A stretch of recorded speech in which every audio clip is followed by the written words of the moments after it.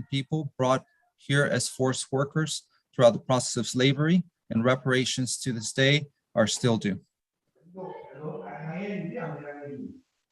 Once again, welcome to the fourth webinar in our series, Hoodwinked in the Hothouse. This one focusing on greenwashing disaster capital, how movement concepts, narratives, and knowledge are co-opted to promote a corporate agenda.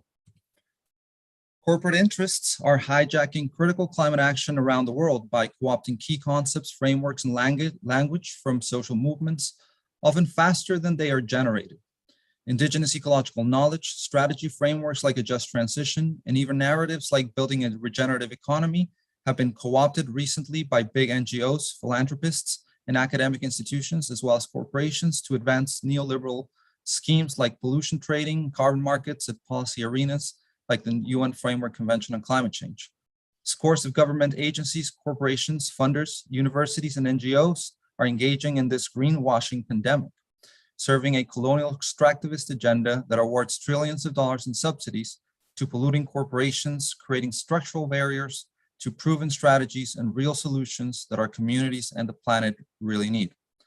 Here, we will be examining dangerous greenwashing threats around the world and exploring how grassroots groups can fight back and debunk corporate greenwash with our own stories, strategies, and solutions for change. This is the fourth webinar that was preceded by Webinar 1, examining false corporate schemes being advanced with the Paris Agreement. Webinar 2, frontline voices of Indigenous resistance beyond climate fall solutions. And Webinar 3, with Build Back Better, Burn Billions. All of these webinars can be seen at climatefallsolutions.org at webinars, and also on the YouTube channel of the Indigenous Environmental Network. All of this work builds on Hoodwinked in the Hothouse 3rd edition booklet on resisting false solutions to climate change, also available at climatefallsolutions.org. This event is brought to you by thanks to the collaboration of all the organizations that make up the collective of climatefallsolutions.org, which are listed here: Biofuel Watch, Energy Justice Network, ETC Group, Global Alliance for Incinerator Alternatives, Global Justice Ecology Project, Indigenous Climate Action, Indigenous Environmental Network, Just Transition Alliance, La Via Campesina, Movement Generation, Mount Diablo Rising Tide, Mutual Aid Disaster Relief, North American Megadam Resistance Alliance, Nuclear Information and Resource Services, Rising Tide North America, Shaping Shape Collaborative, and also by the organizations that support the speakers that will be sharing their presentations throughout this event. At this point, I will be providing an overview of how this event will be organized. During the first half of the event, we'll have a framing by our panel moderator, Tom Goldtooth from the Indigenous Environmental Network, followed by presentations by Dipti Patnagar, Silvia Ribeiro, Nimo Bassi, Mike Ewell, and myself. And in the second part of the event, we'll have breakout rooms. We'll ask the audience to select a breakout room that focuses on discussing challenges around climate fall solutions in specific areas, such as debunking carbon pricing, carbon markets, and net zero, contesting distortion of indigenous knowledges and practices, exposing nature-based solutions and bioenergy, fighting geoengineering and carbon capture and storage, contesting academic and philanthropic collusion with corporate climate schemes, navigating harmful green energy projects such as industrial renewable energy projects and green grabbing, confronting the expansion of nuclear power and nuclear waste, and combating the petrochemical and plastic industry. At this point, I'll yield the floor to our moderator, Tom Goldtooth. Thanks. Thank you, Leo.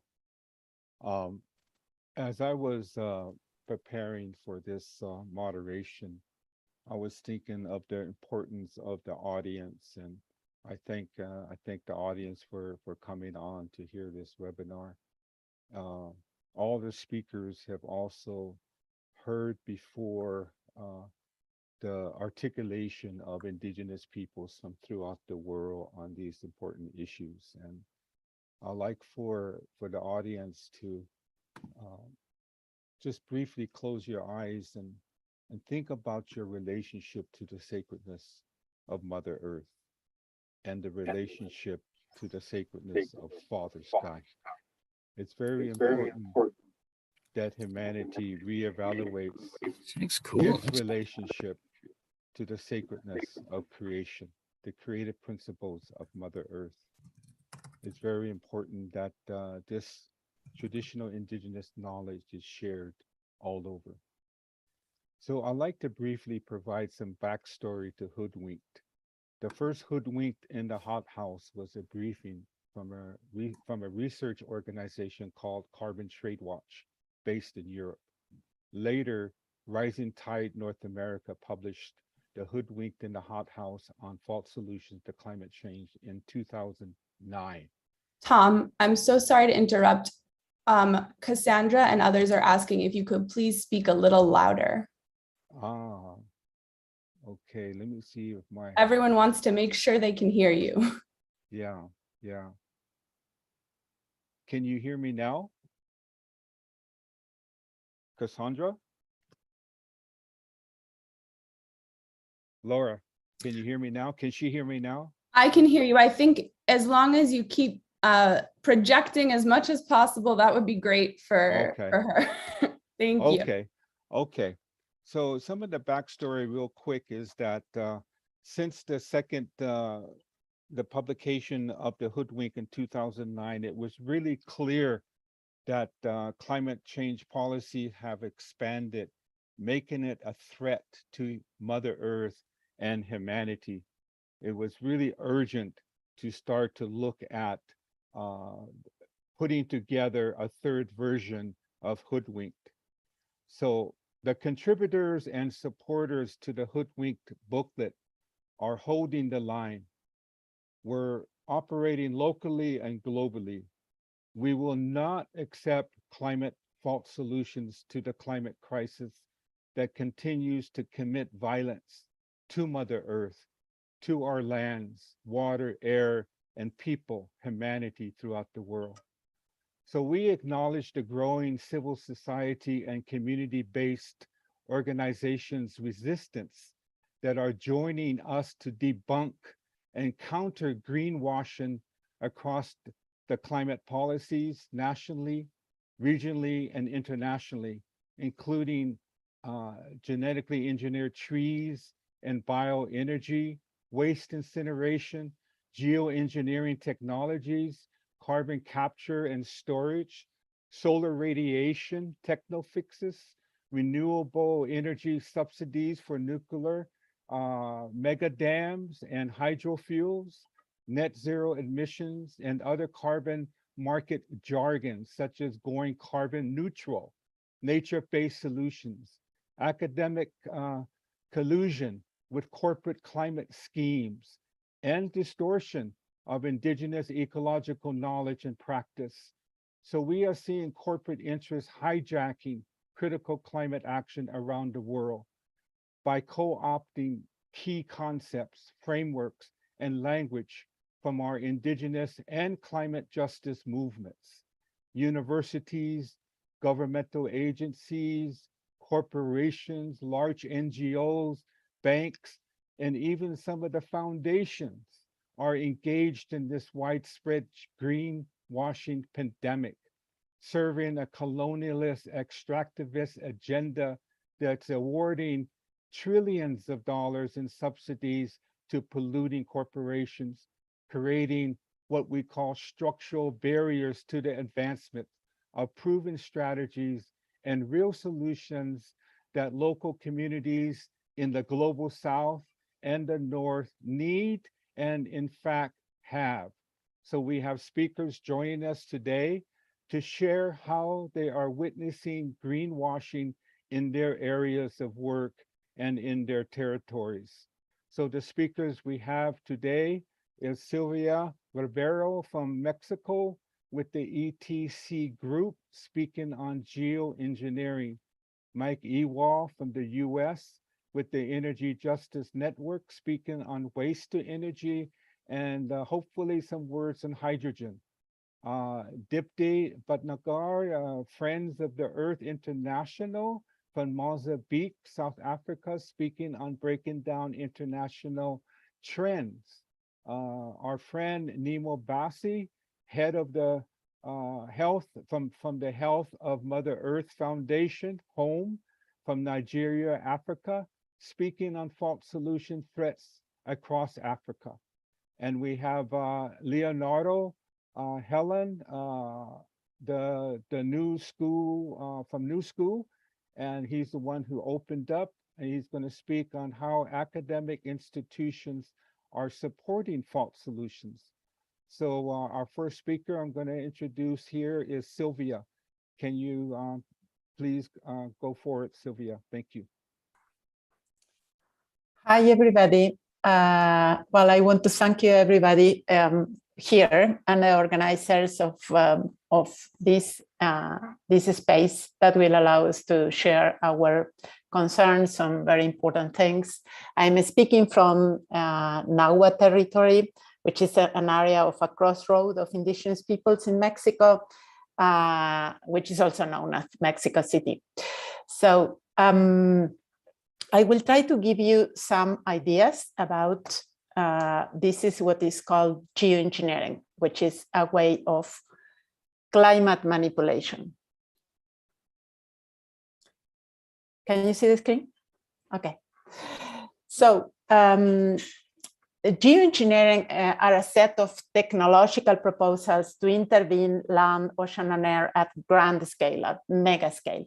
And they are basically separated into two kinds. One, what is attempting to reflect back the sun rays, so that it could attempt to not continue warming the earth, and the other, which is about capturing and trying to store carbon dioxide from the atmosphere.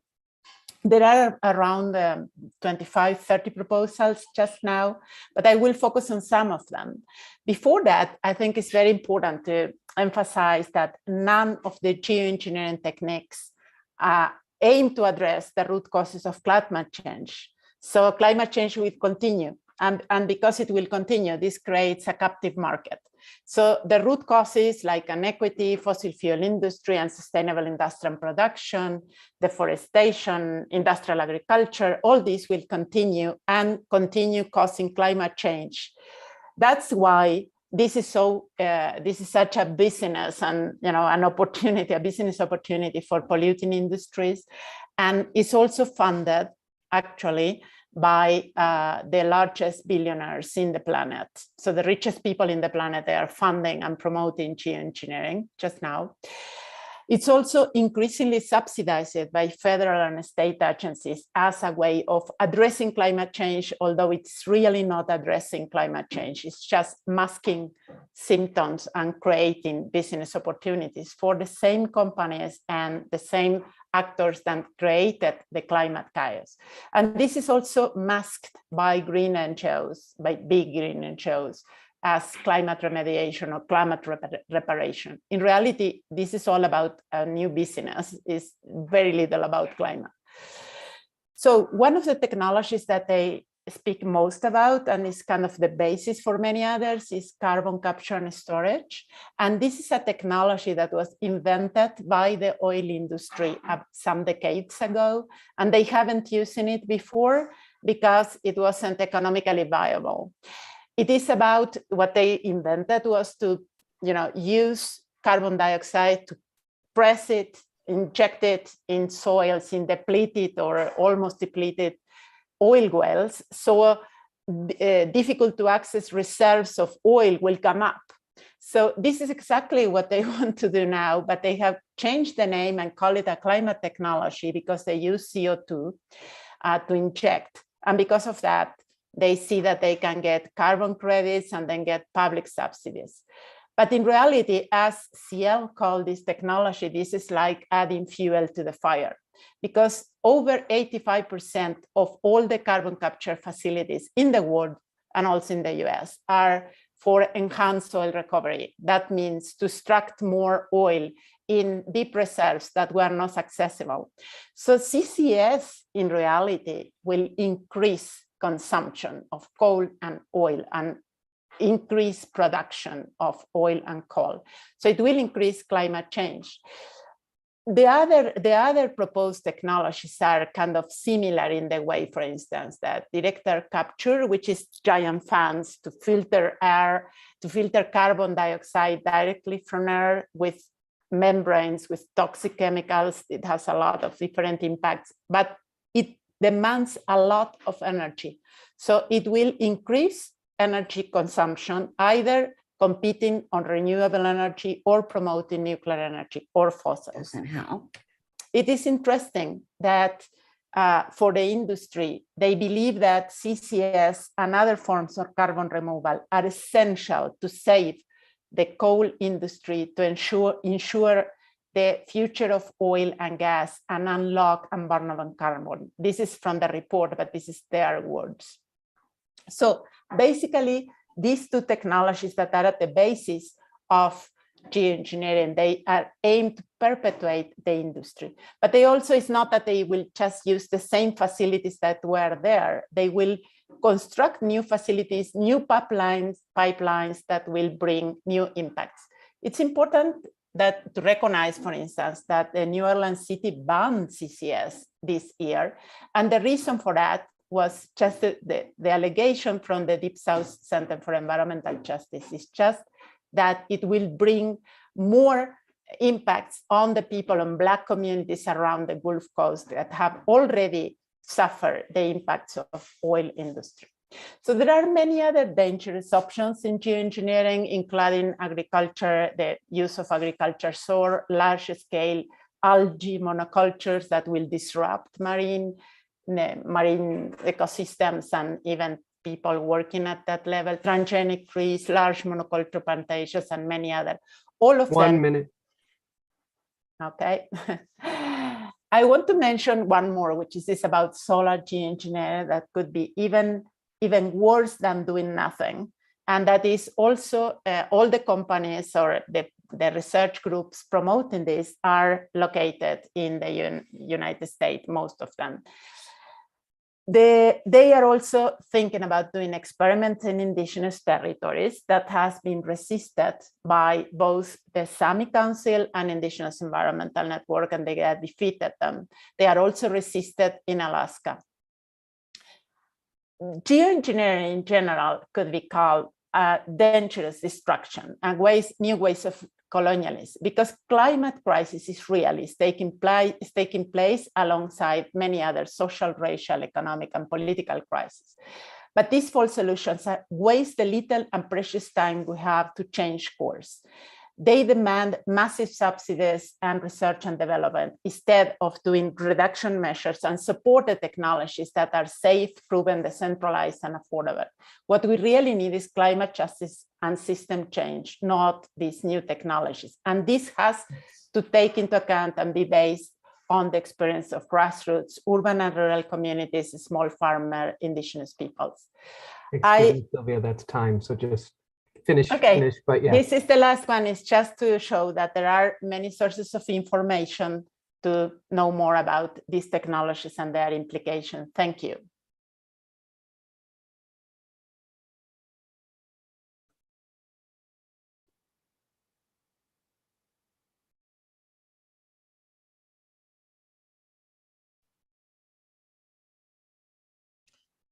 I think that's Okay, back to you, thank Tom. thank you, Sylvia.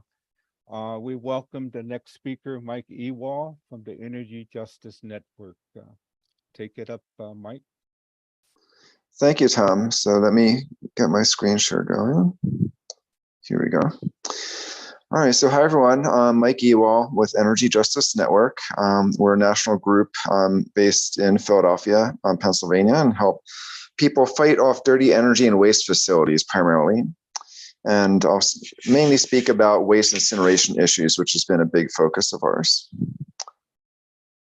So there are a lot of ways that they linguistically detoxify bad ideas. Basically, every bad idea has been reframed as a solution. You have clean coal, so-called clean natural gas, nuclear is clean. It's not really, but they call it that. Biomass and waste incineration are also branded as renewable energy in a lot of policies.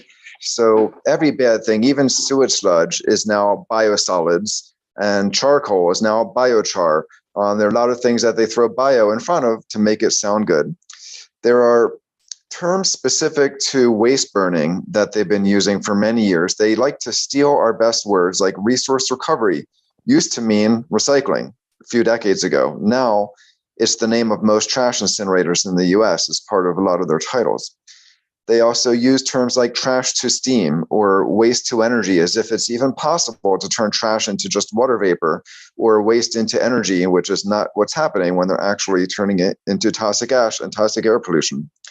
So there are a lot of new terms. Waste to fuels is one that they realized that they have an acronym problem. So they stopped calling it WTF, but they tried W2F with a number. That didn't work. So now they're waste conversion facilities and various other words. We've also seen things like zero waste to landfill, and I'll give an example of that later of a company we've been protesting over that framing. And there's also other technologies like hydrogen, which are not an energy source. It's a storage strategy, essentially, and it masks a lot of dirty energy sources that they want to use to produce it and that they currently are using to produce it, most of which is from natural gas, much of which is from fracking, so it's fracked gas. Now, this here is the nation's largest trash incinerator, largest waste incinerator of any sort in the US. It's in Chester, Pennsylvania, one of the most glaring cases of environmental racism. You can see how close it is to people's homes. And again, the picture from the same community. When we highlight issues of environmental racism, there's some nuance that we have to bring to it so that it's not misrepresented. We don't want industry attacking us pretending that we're overstating the case, which is not necessary. But if you look at this industry, which is a glaring case of environmental racism industry-wide, we still find that 66% of the trash incinerators in the US sit in majority white communities. However, the largest of them are very disproportionately located in communities where people of color are majority. And these are more urban communities. So if you look at the entire industry is affecting people of color, especially Black people, very disproportionately. But you can't see that pattern unless you adjust for how urban some of them are, and also look at the size of the facilities and look at where the biggest ones are. That's where you see the worst impacts. And you also see the worst impacts in general across other industries as well, where you have clustering of different polluting industries in communities. That's where the environmental racism trend becomes most noticeable in a lot of cases. We have an environmental justice analyzer that we've built that enables us to look within a minute, analyze entire industries. We once looked at 15,000 uranium mines in the US at once, and within a few minutes, it analyzed it and cranked out and found the worst environmental racism pattern of any industry we've seen, very disproportionate for Indigenous people. But for trash incinerators, which this slide is about, you can see if all of these, at all these distances, if things were equal, they would follow the race ratio of 1. And so you see here at all distances out to 250 miles from the average trash incinerator, Black people are being disproportionately impacted, and up to 25 miles on the most of any group. And what this means for those communities is that you have higher incidence of cancers of all sorts, of respiratory diseases, cardiovascular and urinary diseases that studies have found are higher in communities that have waste incinerators.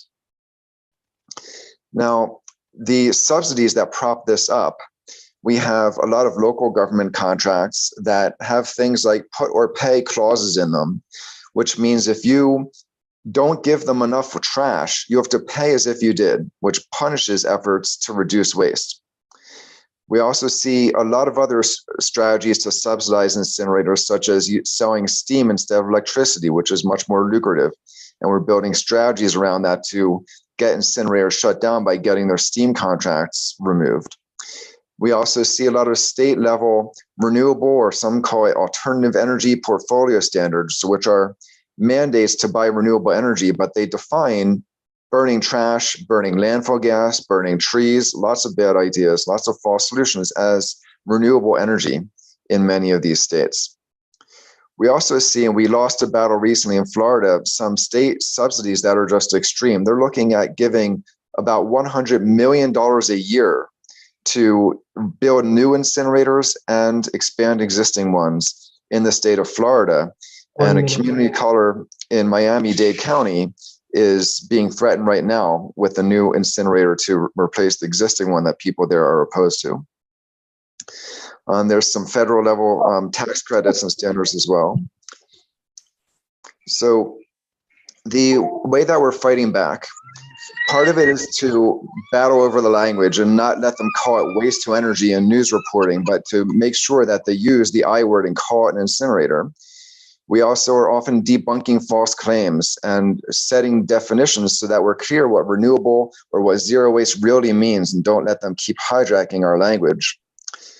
We're also increasingly finding that we can get ourselves hired as consultants for local governments to make sure that they listen to the right advice so that they're not constantly hiring the industry consultants that perpetuate the status quo.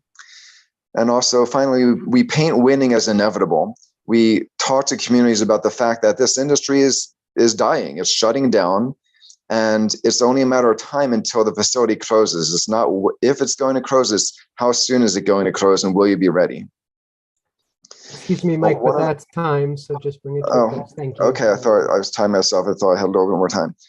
So let me just point out one last thing, and I'll wrap up here. So we've been targeting, in one case, Subaru, which is one of the companies claiming that there's zero landfill. But when they do that, they mean that they're burning their waste instead of landfilling it, which is actually worse. We've had protests at their corporate headquarters in Camden, New Jersey over this. And these are just some of the corrections of language. I'll skip over those. Some of it is also just showing the information that incinerators are about 3 times worse than landfills, and landfills are not good either, but having the information to prove our case has been important. And I think I'll just wrap it up there. So if folks want more information, you can reach us through energyjustice.net. I'll drop my information in the chat as well. Thanks. Thank you. Thank you, Mike. Dipti from Friends of the Earth International, calling in from Mozambique, South Africa. Welcome. Hi, everyone. Thank you so much. I'm going to time myself too. Really happy to join you all today. It's the end of the day. It's been a really long day, so I hope you'll forgive me if I'm not at my best. I wanted to start with this idea of the multiple interrelated crises. So, of course, we're facing a climate crisis, and it's really terrible, especially for people in this country, in Mozambique, which is one of the most affected by climate change, and in this continent of Africa. But at the same time, we cannot let them forget that there are many other crises that people are facing. There's an energy crisis, and that also hits this continent particularly hard. There's also a crisis of care. There's a political crisis. There's health crises. There's an inequality crisis. That's an important one, right? We know who created this crisis. We know their names and addresses. It's the richest 5% of people on this planet who produce 37% of carbon emissions between a certain period. So when we're talking about climate justice, we're actually talking about addressing all of these multiple interrelated crises at the same time. And this is why we need to fight against dirty energy and false solutions. That's what I'll be talking about. So if you look at this graph, this is what's called the production gap. So the fossil fuel industry wants to extract 120% more fossil fuels than is in any way consistent with staying under 1.5 degrees Celsius global temperature rise. We're at 1.1 degrees right now. We know what climate change is already doing to so many of our communities. So we need to fight back. But the polluters, the fossil fuel companies, they want to keep polluting. And that is why they have invented the false solutions. I'll come to that in a second. I just wanted to share a little bit of what is going on in Mozambique.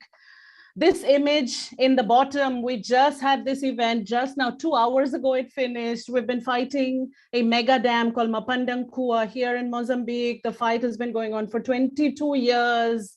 It still stopped, but the fight needs to continue. We're fighting one of the largest gas reserves found anywhere in the last 10 years has been found offshore of northern Mozambique. We're fighting against that too. Here's an article that Nimo, who's on this call, and my director here, Annabella, they have published an article pushing back against this false narrative of, oh, Africa needs development, so Africa needs gas. It's not true at all. We deserve, people here deserve renewable energy. So these are some of the fights that we're having here in Mozambique. This is happening in Africa and throughout the world. Of course, all of these stories that you've been hearing. So we situate ourselves in all of these fossil fuels, dirty energy fights, and dirty energy includes incinerator, as Mike just talked about, includes oil, coal, and gas, of course, includes big dams, includes biofuels. All of that is dirty energy. All of that is not the future that we want to see. But what are we getting instead of stopping dirty energy? We're getting false solutions. We're getting the deception of net zero, carbon markets, geoengineering. Suddenly, last year was such a big moment. COP26 was the net zero COP, and we saw all of these companies, all of these crooked companies coming out of the woodwork with their net zero pledges and their net zero commitments. So last year, we released, along with Corporate Accountability and Global Forest Coalition, this report called The Big Con. And this slide is going to be impossible to read, but I'm going to get you a link of this. So we actually looked at the net zero pledges of all of these companies. So it's United Airlines, Delta, EasyJet, Total, Eni, Shell, BP, Chevron, Walmart, Amazon, JBS, which is an agribusiness company. So we need to keep our eye on all of the different types of polluters that we are fighting against. So we looked at the so-called net zero pledges, the net zero climate plans of all of these companies, and it's all complete rubbish. So we know that we need to keep fighting against the big polluters. And just to give you one tiny example, our friends at Corporate Accountability did these maths. So if you look at the net zero pledges of Nestle, Eni, which is an oil company from Italy, and Shell from the Netherlands, just their net zero pledges and the amount of land that they need for their pledges adds up to 3 times all of the forests in the entire country of Malaysia. So basically, we know that the net zero, the carbon markets, is a way to go to the global south and to grab people's lands and forests and resources that communities are using to stay alive. And this is one of the many reasons we need to fight against false solutions. We just co-released this report along with Indigenous Environmental Network, Grassroots Global Justice Alliance, Health of Mother Earth Foundation. So many of you are on this call today, ETC Group. Fossil futures built on a house of cards, because this is really what it is. The only way that these fossil fuel companies are continuing their expansion models is because they're saying, oh, don't worry, we're going to sequester our carbon. We're going to offset our carbon. It's going to be fine. And of course, we know that it's absolutely not going to be fine, because the natural carbon cycle does not work like that. And I'm going to come to another image which explains that. But basically, what they're trying to do is they're trying to use the word removal to be the same as offset, and it's absolutely not. 1 minute. I want you to look at this IPCC bathtub. Is that a 1 minute? Is that a 1 minute warning? 1 minute, yes. Thank you. Okay. So very quickly, this bathtub shows that the natural carbon cycle has, of course, a sink. So our ecosystems, when they're healthy, are going to be able to absorb a certain amount of carbon.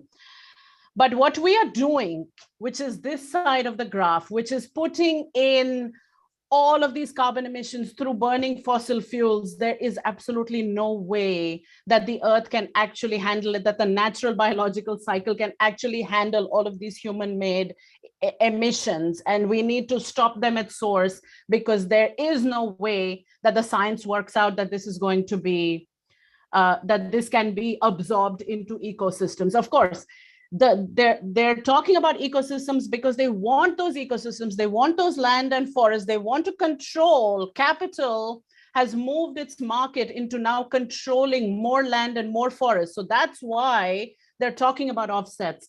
But I want to tell you that the science doesn't work out at all, because the natural carbon cycle cannot handle the kind of emissions that we are putting as humans. Some humans much more than others, going back to the inequality that we're putting into the atmosphere. Excuse me, that's time. Please bring it. That's time. I shall not talk about this, but we've been doing some work on nature-based solutions. Sounds wonderful, but it is a problematic concept as well.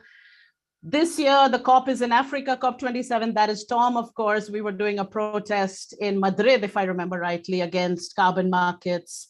So what are the different ways that we can use to fight back? And I want to share this slide. Like, this has so many of the work that so many of us are doing to fight against false solutions. And that's it. I will stop there. Thank you very much. Yeah, thank you. Thank you, Dipti. Our next speaker comes all the way from Nigeria, Africa, Nemo Bassi with Health of Mother Earth Foundation. Welcome, Nemo. Thank you so much, Tom, and thanks a lot, Dipti, for that brilliant presentation, as well as the other earlier presentations. Now, if we had discussed a bit, we could have done some carbon or speech offsetting. I would have given you 2 minutes from my own time so that you could say more of those stuff that you had to share. So it's a big pleasure to be a part of this conversation. And let me begin by saying that when we talk about false greenwashing, the very first one I would like to mention is the labeling of COP27 as the African COP. I think this is big time greenwashing. It is not an African COP, it's just a COP, a conference of polluters. It doesn't matter where it's held. We've had 4 other COPs in Africa. We had 1 in South Africa, 2 in Morocco, 1 in Kenya. This is the 5th COP. So why are they calling this African COP? You're giving Africa a bad name. So I said the COPs collapse in Africa. I really want the COP to collapse in Africa, but don't call it the African COP because it is not the African COP. It's a COP of United Nations that's not ready to take action, to take climate action. So a lot of this kind of actions are going on. And let me say, well, the first one, a second one I'd like to mention is the logic that is being sold by African politicians. If Africans should stop exploiting fossil fuel, it means we're denying Africans energy. Now, this is absolutely hollow and false because the fossil fuel investment on the continent are not even meant to supply energy to the continent. It's meant for export. Right now, Europe is looking for gas and oil from Africa because of the war that's going on, the war that Russia is fighting against Ukraine. And so talking about energy, the denial of African access to energy, equating that to continuous extraction of fossil fuel is totally false. It's not the truth. And we have to call it what it is. Now, fossil fuel industries have been very much experts at using terminologies to confuse people. And they invest a lot of resources in public relations. For example, in managing their image, changing their names. Look at Total, the French company, is now calling itself Total Energies, whereas it's Total Oil or Gas Company. That's what they are. And France has said they would exploit fossil fuels anymore in their territory, but they're all over Africa, in Mozambique, in Nigeria, they're everywhere exploiting, in Uganda, exploiting oil. So Total is not Total Energy, Total is Total Oil Company. And we should keep that label and refuse to call them what they pretend to be calling themselves. There's some other greenwashing thing is the CS.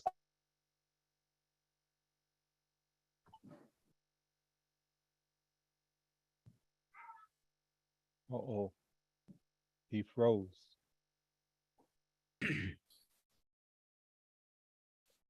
Maybe we can just wait a couple more seconds here. Corporations will build a clinic beside a polluted river. And they'll say this is corporate social responsibility. It's like putting a drip with poison in one hand and then putting the antidote in the other hand. Corporate social responsibility. I'll take off my video so that maybe you can hear me better. Corporate social responsibility is just false. It's corporate social irresponsibility as far as we are concerned on the continent. And well, some other terminologies used to confuse and stop and promote false actions is climate smart. You've heard about climate smart agriculture. and this usually refers to genetically engineered crops, maybe for monocultures, for plantation agriculture, as well as for geoengineering. One of the options for geoengineering is to genetically engineer crops that would have white leaves, right, so that they will reflect more radiation into the atmosphere. But climate smart agriculture is, as the way it's defined by corporations, is not really climate smart. The climate smart agriculture is agroecology, is the traditional native species, indigenous species, and they're adapted to our territories. Those are the ones that are climate smart. But whenever climate smart is mentioned, governments open up their ears and they just kind of accept that this is the solution, whereas it is not the solution at all.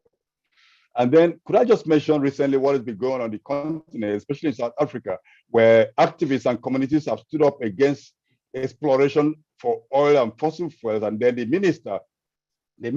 of the ministers there labeled activists and communities as colonial. Now, can you ever imagine that?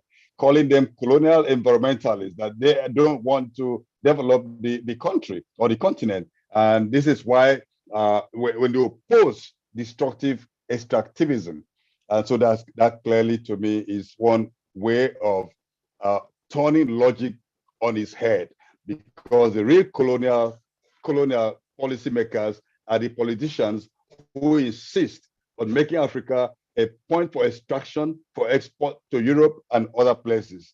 Yes. One other term I would just like to mention before I round up is sustainability.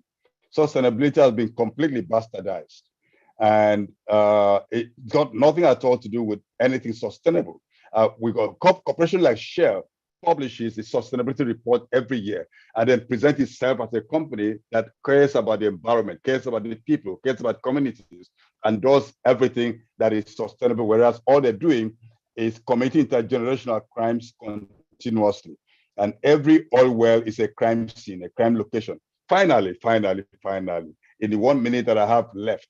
Now, the concept of divestment. In the global north, divestment has been a very big debate and campaign, and it's been fairly successful getting public funds and institutional funds out of the financial toolkit of corporations. But in Nigeria, oil companies like Shell, like ExxonMobil, and the rest are divesting from onshore fields and investing more offshore. So they may come to tell you in the global north that where we're divesting from fossil fuel, it is not true. They're moving from onshore fields to avoid responsibility and accountability, to avoid cleaning up the mess that they've piled up over the years, and moving into deep waters where they will have very little oversight, either by communities or by governments who are actually in bed with them. So the investment has now two meanings. One is to perpetuate pollution, and the other one, which I'm sure you're very used to, is actually getting them out of polluting activities. But that's the reverse of what we're seeing. So these are some of the things I would just like to point out. Now, blue economy. Now, even the African Union is saying that the oceans are limitless or have limitless possibilities. And we all know that whatever is on planet Earth, even the Earth itself is limited. And so there's so many false arguments. Yes, and thank you so much for the few moments that I've had to share with all of us. Thank you. Thank you, Nemo. Our next speaker is Leonardo from the New School, based in New York City. Welcome, Leonardo. Thanks to everybody. I'd like to start by sharing this work of art by Christy Belcourt and Isaac Murdoch. Basically embodies many of the aspects of indigenous cosmovisions, the responsibility to nurture life in its full diversity. And this, of course, has been the basis of the tremendous diversity that is hosted within indigenous territories, 80% of the world's biodiversity in 20% of the world's land. I want to contrast that with what we call the colonizer's vision of the world. The idea of basically turning each patch of the world into something that specializes in the production of a benefit that can be consumed for the imperial mode of living. Historically, this has led to colonization, genocide, and ecocide, transforming diverse ecosystems and cultures into extraction sites for the production of commodities that are desacralized for consumption in centers of power, urban centers, and in the global north. What we're shifting into, of course, is a larger model of green colonialism, where we now see the partition of the world into sections that will specialize in consumption, extraction, and exploitation, and other sections of the planet that will be enclosed as carbon sponges to absorb the excess emissions, pollutants, and waste from the continuing privileges of the dominant classes. So in this green economy, basically certain areas are mapped out, identified, targeted as sources for nature-based solutions, carbon sponges, previously in the form of red, now in broader senses, as ways that can continue the reproduction of the dominant way of living without the corporations, classes, and states that benefit from it from cutting down their emissions and waste. So in this green grabbing scheme, the identification and mapping of indigenous lands as hosts of carbon stocks is strategic and key to be able to control them and manage them and retain from them the capacity to self-govern and basically factor them into a total management of the Earth system, where some parts of the Earth are designed to continue emitting and consuming, while other parts of the Earth are basically going to be reserved as static sponges for those emissions. Within this scheme, the rationale of overshoot necessarily entails that the polluters will continue to emit, and therefore there'll be a continuous land grab for indigenous and other local populations' lands to absorb their emissions. The dominant knowledge system does not contest this commodification of nature. It only identifies the sort of natural consequences of a capitalist and colonial system that desacralizes and commodifies life. This is even the case in IPCC reports in International Panel of Experts on Biodiversity and Ecosystem Services, where there is an acknowledgement of the value of indigenous lands and indigenous rights, but there's a reluctance to acknowledge the system that destroys them, the system that commodifies and desacralizes, which is the capitalist system and the property regime of the state system. This state system is the underpinning basis of the international governance mechanisms, which we know under the United Nations framework. Attempting to rely on these institutions to solve the problem is like putting the sheep in the wolf's hands, because states are necessarily based on a project of dominion and property over land. And within that model, lands are mapped for their capacity to absorb carbon. It is no surprise, therefore, that at this stage, we've moved from a moment in which indigenous lands and indigenous peoples were invisible from the system to becoming hyper-visible in a negative way. In fact, now they're being visibilized as the primary targets of the locations where carbon will be absorbed, even to the extent that Rio Tinto and the World Bank are pushing for the titling of indigenous lands on the condition that those lands be used as offsetting locations within payment for ecosystem services contracts. So it is an attempt to enclose those lands within contractual relations under state systems and market systems that commodify. And that's a major threat in which struggles for land reclamation, land titling could be absorbed into a conditional logic of contractual dependence on a global economy of ecosystem services and pollution trading. Of course, this is all part of nature-based solutions, heavily undefined terms that can be used by corporations, universities, NGOs to mean anything and everything. As Dipti mentioned in the report, actors as egregious as Shell, Total Energies are basically pledging net zero on the basis of continuous offsetting that will rely on enclosures of lands. One of those cases, you can look at the webpage of Shell, one of those cases is Project Cordillera Azul in Peru, where in this project you have the enclosure of lands at the expense of Quechua people who have been marginalized from the process of from equitable compensation, free, prior, and informed consent. And to this day, we've seen the reluctance of the brokers of these carbon trading deals to acknowledge the rights and benefits that would entail to indigenous peoples. Now, it's important to point out that knowledge production is complicit in this process. In the broad scheme of things, modern science and technology has evolved hand in hand with the development of the state, capitalism, and industry, as well as colonialism. It is not just that academia and science can often fall into the hands of complicity with false solutions, but that it is part and parcel of a project of objectifying nature and turning it into something that can be managed and instrumentalized. Of course, within that context, we've seen the collusion of certain institutions, such as the Princeton Carbon Mitigation Initiative, in collaboration with Environmental Defense Fund, Nature Conservancy, Shell, Exxon, BP, in these sorts of processes. Now, it's important to point out that when you look at this carbon offsetting projects, which is sometimes purportedly benefit indigenous peoples, we notice that Quechua communities in northern Peru raise statements against projects in the so-called conservation areas where carbon credits are being primarily sold to the worst polluters, to Shell, to Total, to the mining company BHP, to the large industrial forestry and paper pulp companies are selling this carbon credits, are buying this carbon credits, claiming to offset their continuing emissions with no real attempt at reducing them. So it's important to understand that no amount of nature-based solutions will be able to offset the continuing damage of an expansive colonial capitalist and state system that has centuries devastating communities and lands and has proven itself completely incapable of withholding itself from the brink of Earth system collapse. We're entering into a point where tipping points will make it impossible to conserve forests. Forests will become sources of carbon emissions instead of sinks.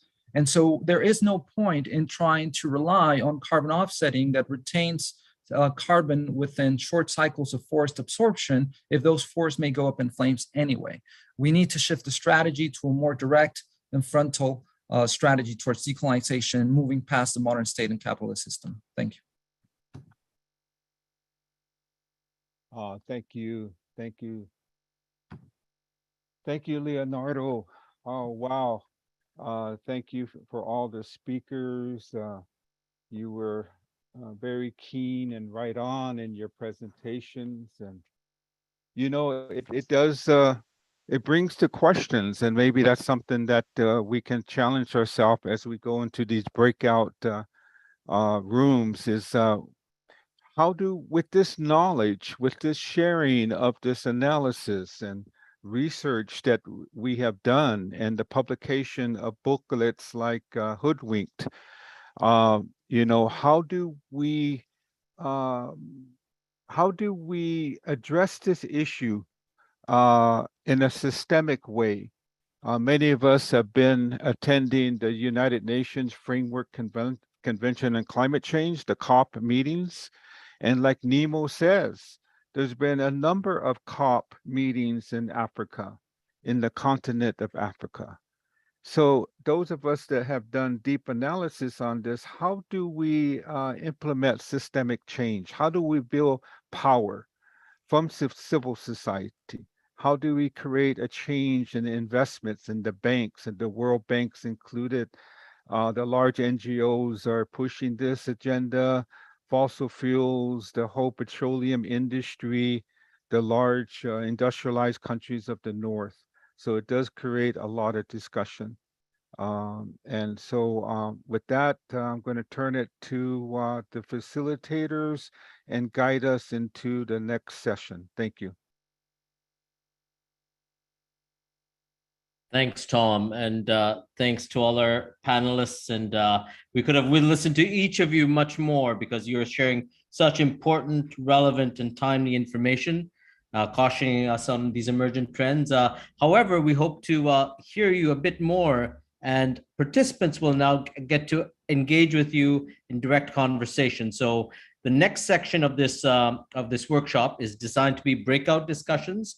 As you can see on the screen, those are the different breakout rooms that we have designated based on your feedback and on our esteemed panelists and experts available to talk with us here today. You will get a chance to vote with feet and choose which breakout session to go into. The basic instructions for these breakout groups, where our panelists and others amongst us who are part of Hoodwinked in the Hothouse Collaborative will be on these breakout rooms as facilitators and moderators, where we will ask you 3 questions. 1, How are you, and this is specifically for those of you who are watching false solutions emerge in your communities on the front lines, how are you witnessing these false solutions threatening your communities, and what are you doing about it? What questions what kind of help are you needing from others, or such as some of the experts on the panel today? Or what kind of ways are you engaging these false solutions? How are you fighting back? So that's kind of the nature of the conversation we want to cultivate. And any questions you may have for our moderator/expert panelists, you can air to in the breakouts. At the end of those breakouts, we will be asking those same moderators and facilitators to come back and provide a short report back, like 2 minutes each, on what were some of the nuggets that emerged, any key information that needs to be shared back, or brilliant strategies that are unfolding in our fight against false solutions. So with that, I will pass it on, and you can join a breakout room as indicated on your screen right now, and you can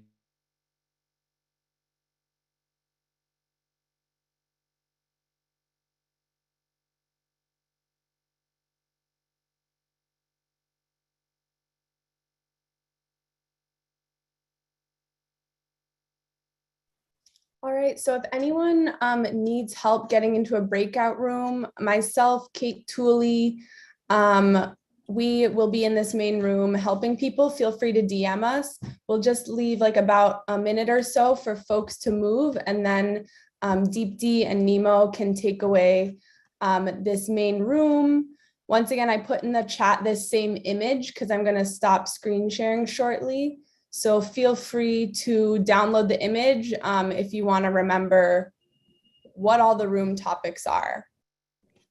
Thank you.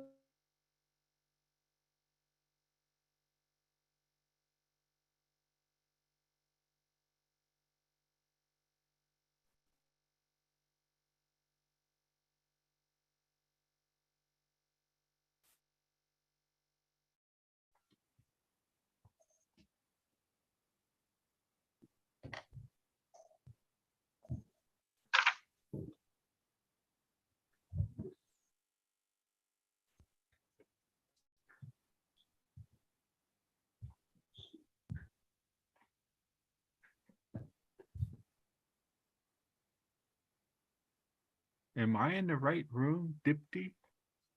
You're supposed to be in another room, Tom. Oh, Tom, I think I know you wanted to be in all the rooms. I got word of that, but if you got me in room 1, how do I get to? We can move you into breakout room 1. Okay, good. Yeah, and for folks who need some help, on the bottom of your screen, you can click the More button, and you should be able to see the breakout rooms there and enter them yourself. And if anyone is having trouble, just DM myself or Kate Tooley, and we can move you to the correct room.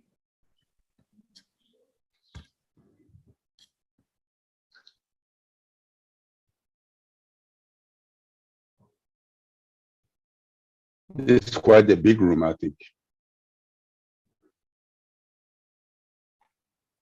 Yes, the translation stays in this room with Cassandra, but I wanted to check folks who are here. Did you want to be in this breakout group, or do you need help going to one of the other groups?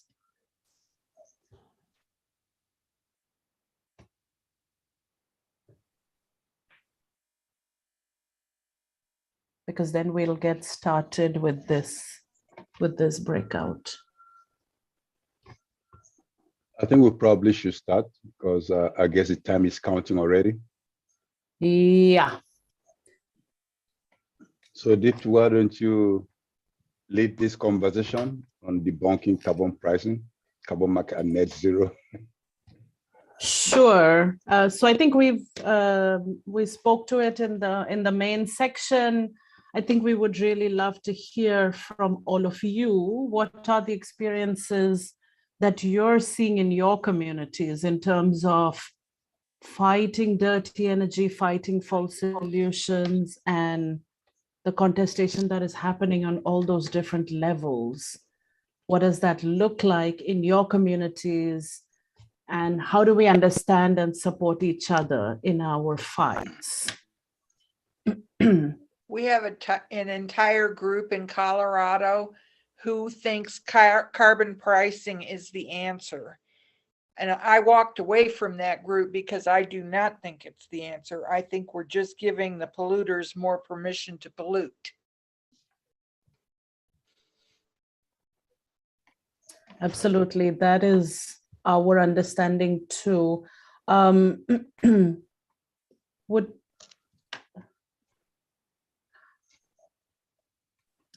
So I just wanted to say that this conversation, because it's in the main room, is going to continue to be recorded and live streamed.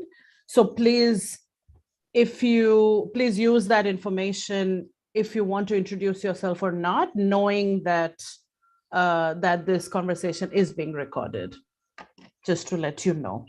Who would like to speak? Nimo, would you like to say something to start us off? I had actually requested that you should do that, but let me say a word following what John Brown just said about a group that believes that carbon pricing is the solution. And this is very fundamental, and the argument for those who are selling hot air. The whole idea is that anything that doesn't have a financial price cannot be defended or is not valuable. And so this kind of logic makes people and corporations to put a price on nature. And so now they put the price on hot air, that unless you pay for it, you're not going to be take any action to curtail the release of these kind of dangerous gases into the atmosphere. So yeah, I think it would be good for us to hear more from participants, what their experience has been and what they think of carbon pricing and carbon markets. And then maybe since there's been a lot of publications on net zero also, we can also share on that. Thanks for that, Nimo. And we have Saloni here who will help us to facilitate and note take. Is that right, Saloni? Yes. Wonderful. Thank you so much. So who would like to go next?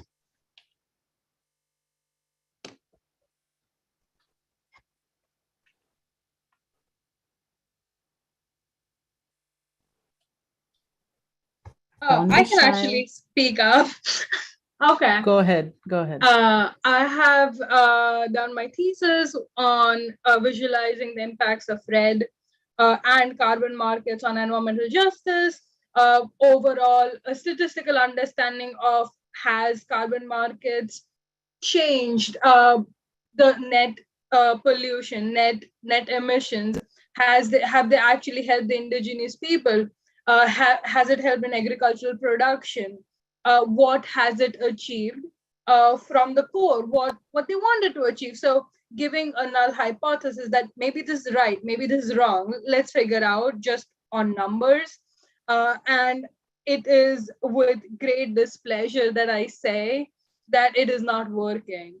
From all the numbers and everything that I have been collecting and also visualizing, we realize that there has been no net decrease.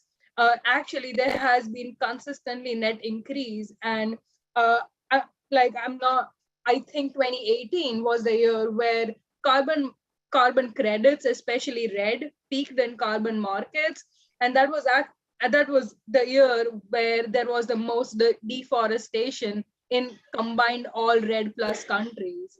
So it seems that the policy itself is not working out, and we just need to figure out a new solution that might work out for us as a community.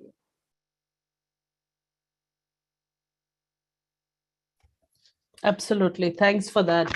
And thanks for reminding us that we do have so many different academics and others that are providing us this evidence base, including from the ground up, right? Testimonies from the ground saying this is not working in our communities. Who would like to go next? We would love to hear your voices.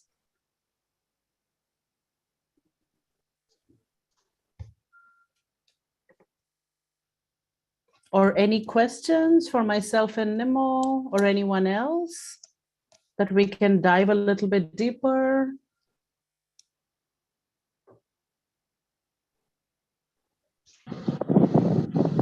I'll give you a question. Please go ahead. You guys want one? Hi, my name is Sayoga Kindness. I work with the Indigenous Caucus of the Western Mining Action Network, and I'm also on the board of directors for the Indigenous Environmental Network. Sorry, I had problems tuning in today, but I got to hear you speak. One of the things I want to ask you to speak to is about mining, because mining contributes to climate change, right? And there isn't always that connect. Like a lot of people on the front end of all of these solutions, these, wind energy and creating solar panels, all of that is mining. And so a lot of the mining that takes place, it takes in the US at least, it takes 10, 12 years for them to get the permits to, do all of the everything to mine. And so we don't have 10, 12 years to wait. And they're saying that these mining projects are for EV batteries, lithium, rare earths, they're all to help this new economy, to get us off of fossil fuels, right? So can someone speak to that on this panel? Thanks. Really wonderful question. Thank you. Let's take a few more and keep the conversation going. We'll definitely come back to that. David, would you like to go ahead? Yeah, hi. I'm here in Hawaii with 350 Hawaii. We're having a huge problem that a good chunk of our environmental groups have all bought into this carbon pricing. And so we need some good arguments to overcome. I mean, it's just like a wave. I mean, it's like every time somebody talks to them, they're all like, oh, that's the way to go. And I think it's the only way to go. And it's scary to me because it's not the way to go. And so we need more information to share with them to get them to understand that you're going the wrong direction. So that would be very helpful. Thank you. Thanks for that, David. Any other questions? Nimo, would you want to take a first stab at those questions? Then we can come back for some more. Right. Let me just make a comment on where I take the point that communities really don't see any effect of carbon pricing on their well-being, on the environment. Of course, there's no effect because trading hot air is not really meant to reduce emissions or pollution. It's just a way of legitimizing and giving the polluters the right to pollute. They're paying to pollute. That's what carbon markets do.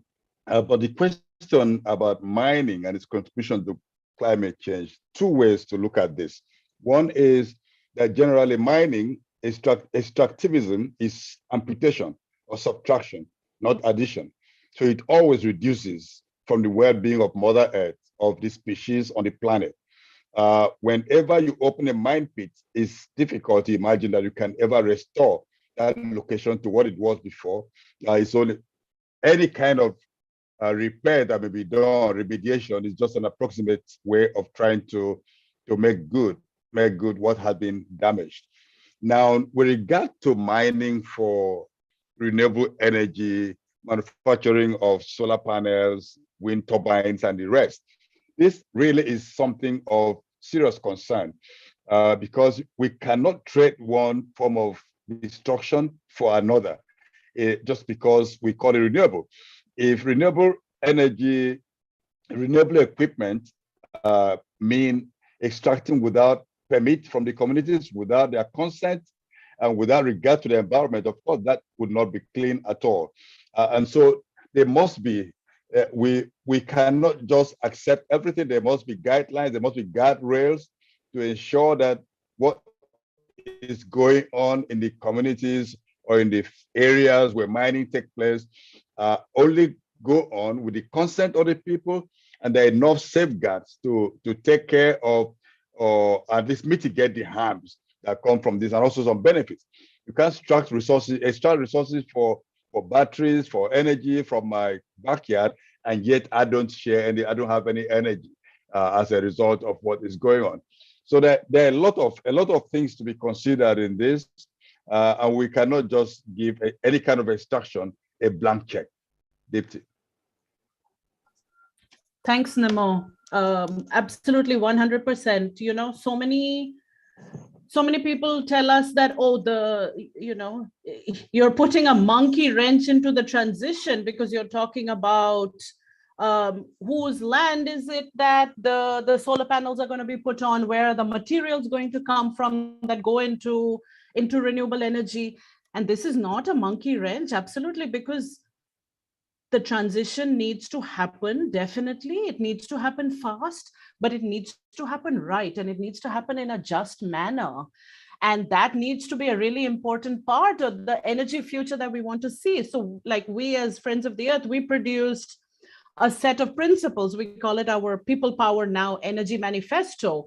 What are the principles in the future energy system that we want to see? And of course, the question that you asked about the materials is a really important part of it, because we know what extractivism has done to this planet. We know what it's done to people's bodies and communities. And if the renewable energy revolution is going to be built on, you know, transition minerals from the Congo and what that is doing to people's bodies and communities there, and we do not address that as part of the transition, then we are just perpetuating an injustice and creating other ones. So it's a really important, really important point to think about, which is why, you know, there is a critique of the so-called Green New Deal, the way that it has been put across in the US, and certainly the European Green New Deal, because it's about how can the global north continue with its level of consumption. We need to substitute the energy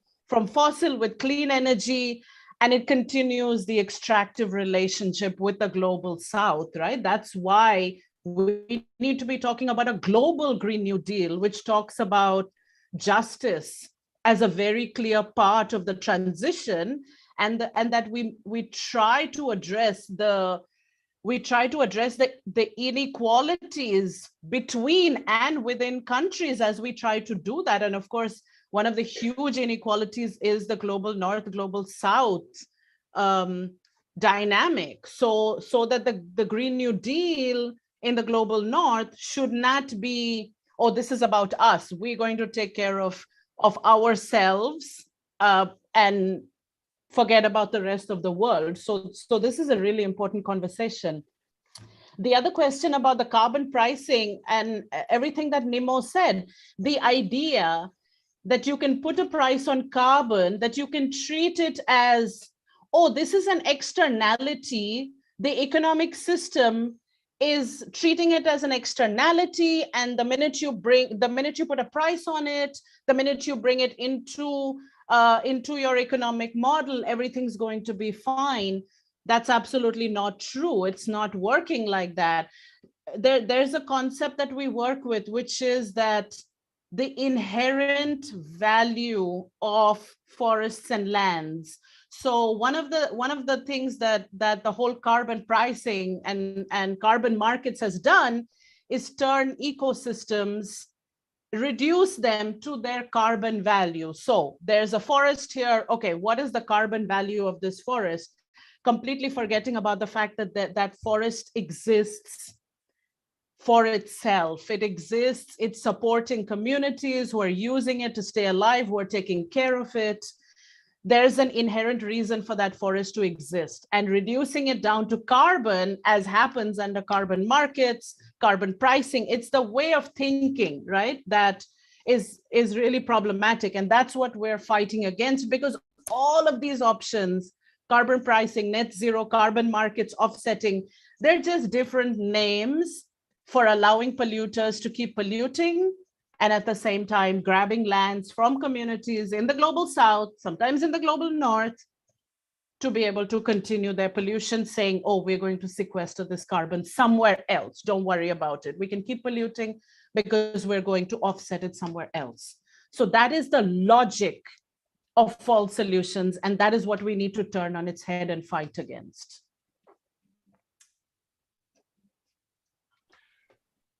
Okay, so we have a question about carbon capture. I wanted to see if you might be tired of our voices by now. I wanted to see if anyone else wanted to ask a question. We'd love to hear other voices.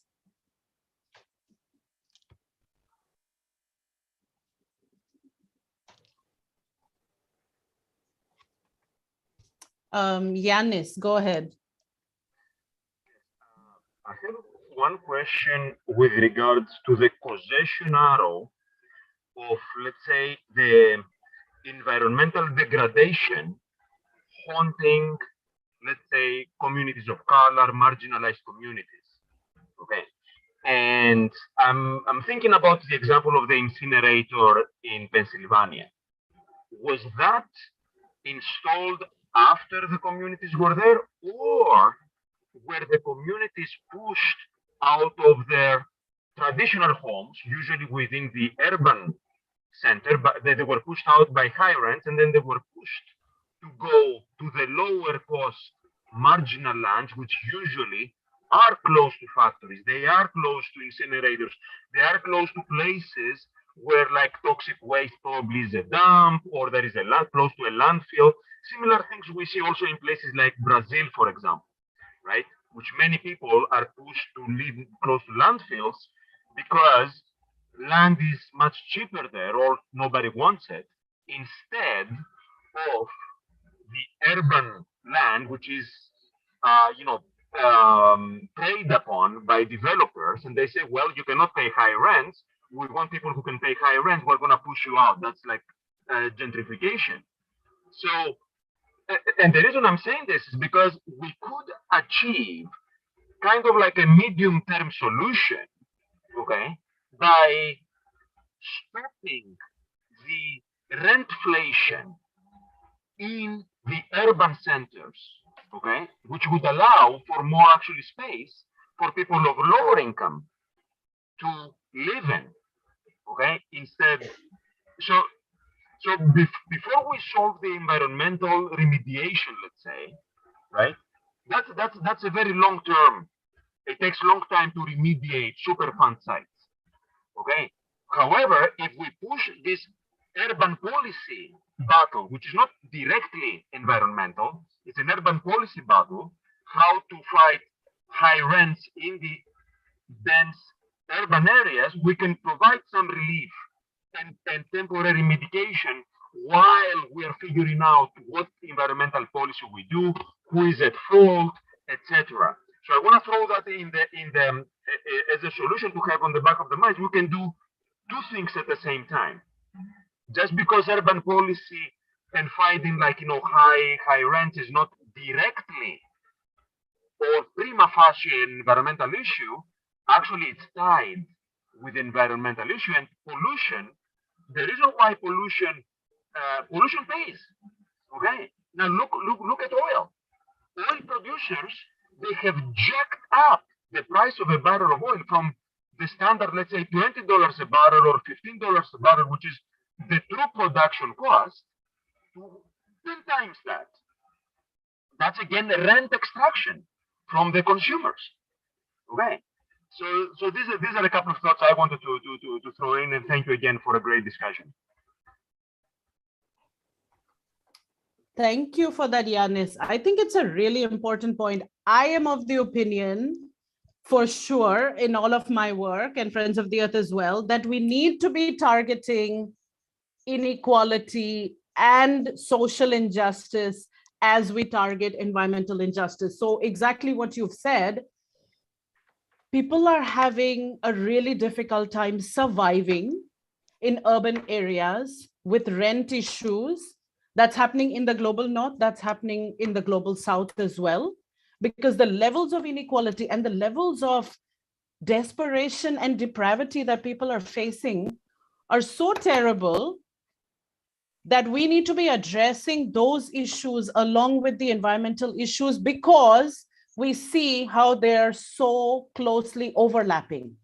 So whether a poor community of color was there in a place where the incinerator came, or whether they've been pushed out because their communities have been gentrified and they're pushed out to more marginal communities where the incinerator came, or where the incinerator already was, it reeks of environmental racism either way. And definitely, I think that we need to be calling for basic services, public services for people. Because one of the things I was saying is that we're facing a crisis of care, right? The way that we relate with each other and the way that the very basic services of education and health and transport and communication that we need to be able to survive as human beings and as communities, all of that is increasingly privatized and so difficult to access. And of course, housing, where we lay our head at night.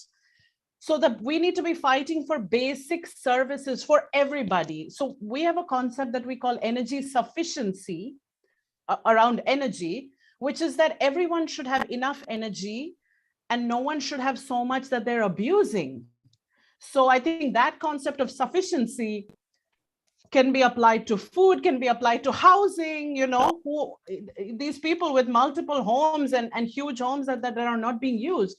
So for me, I think we need to be able to link social injustice and environmental injustice and climate injustice, so that we're fighting for a climate just world that is also ensuring a life of dignity for everybody.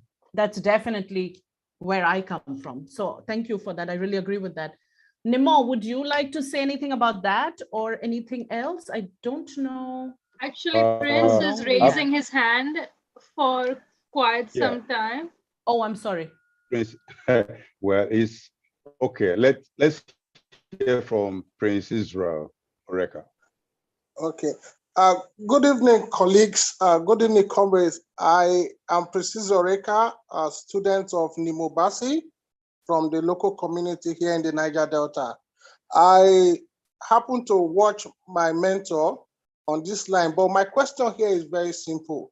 How can we coordinate our voice to amplify these actions, speaking with one coordinated voice? Because here in Africa, we have different pockets of key ask, which are not coordinated in order to actually push actions to reality, and connecting with the local communities who are actually facing the brunt of this impact. So my question is, how can we have a coordinated voice to amplify these actions to demand our key asks? Because the more we have so many divider rules, so many groups, so many people speaking on different issues, the result is actually not too felt at the grassroots. So my question is, how do we have a coordinated advocacy or campaigns to ensure that our key asks are simple? Okay, injustice, this is what we're working on: social injustice, environmental injustice,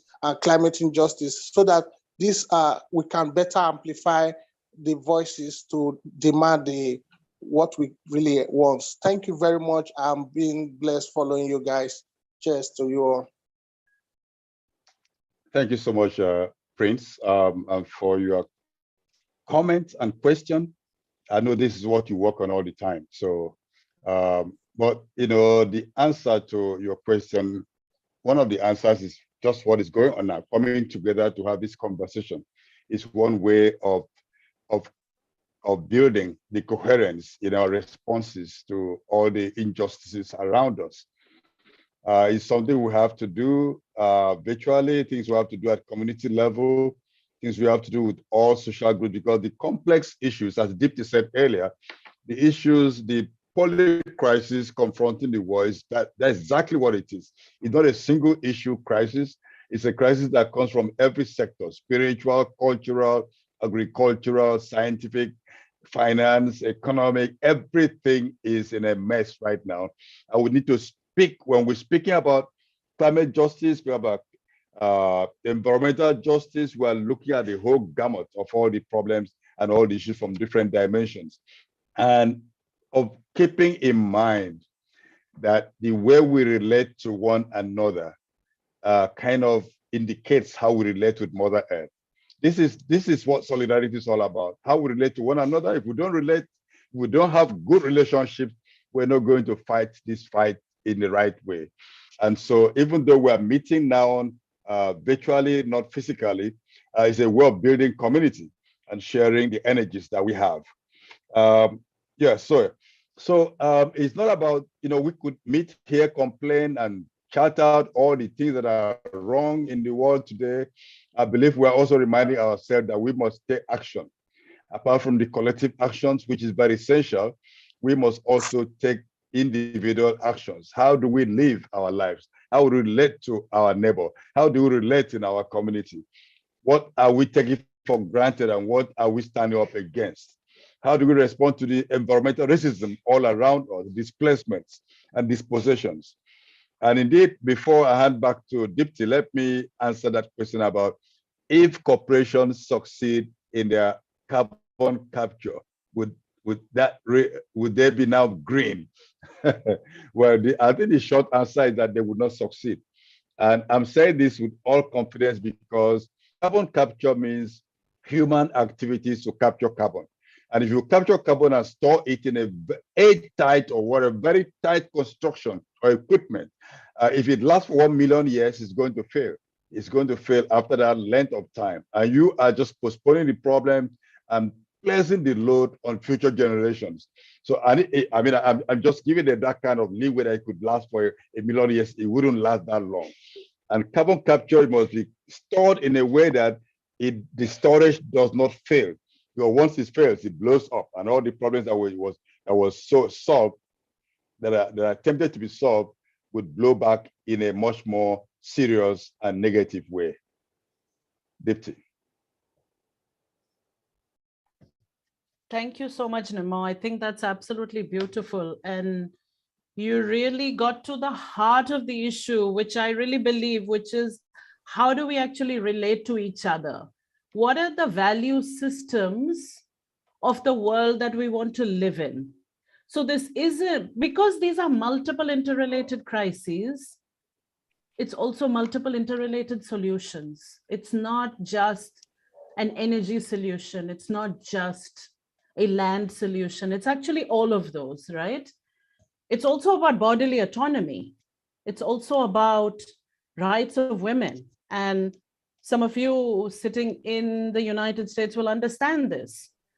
We need to be including all of these. We need to be having this rights framework when we do all of our work. And I think, Prince Israel, your question is so important. Like, how are we actually organizing?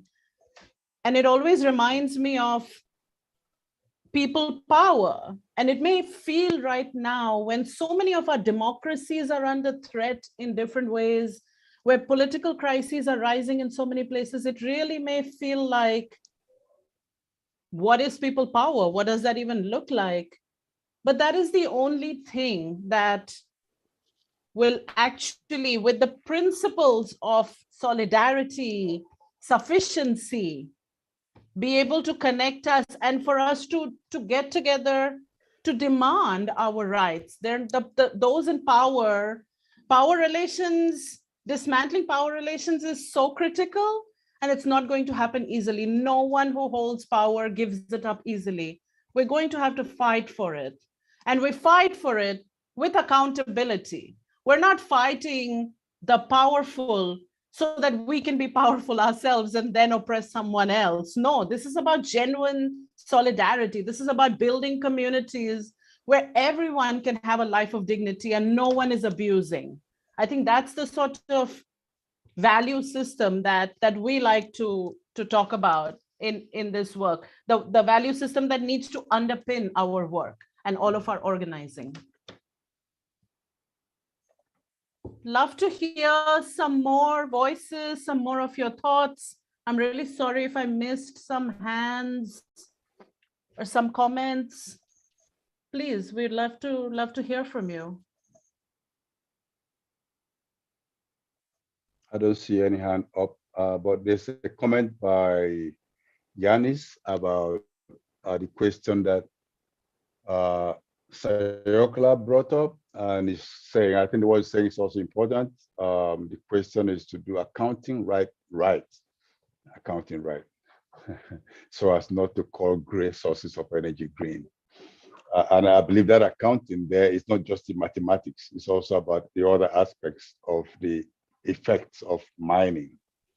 I hear about that there are massive solar power installations that have caused community displacement of pastoralists who would normally use the land, and some are extremely colonial in terms of land grabs. And so all that comes into the equation. Absolutely. It's about, yeah, solar farms in North Africa for energy to be sent to Europe. It's the same old colonial model. It's just the type of energy has changed. We're fighting not for a change of the energy source, but a change of the energy system. You know, our colleague, Nemo, and my colleague in South Africa, Bobby Peak, with Groundwork, Friends of the Earth South Africa, he says, and those of you in North America will understand this, he says that slavery, let's not forget that slavery was powered by wind. So it's not the source itself that's the problem. It's the human system behind that, which is why we need to be talking about changing the energy system. And really, we're talking about it at Friends of the Earth, we talk about system change in general. This is about changing the way that we produce and consume our energy, changing the way that we produce and consume food, changing the way that we manage our forests, and then what Nemo says, changing the way that we relate with each other. We have 1 minute left. Who would like to speak or say something in this 1 minute before we get taken back?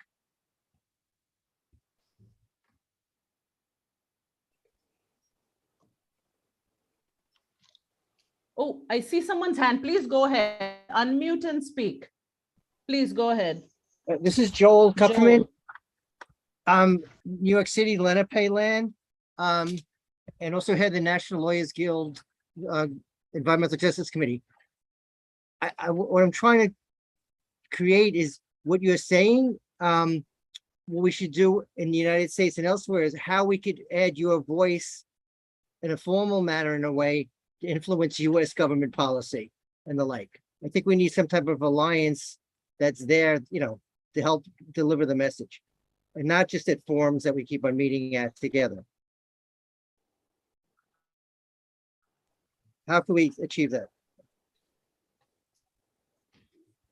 That's a really important point, Joel, and it's about North-South solidarity and bringing voices of so many Global South leaders to policymakers in the Global North. I think definitely some of us do that. We speak to Northern policymakers, but it's about something specific. You know, why is the US and UK funding Mozambique gas or something specific like that? But we need to be thinking about how we do that. Nemo, what do you think? Would you like to address that?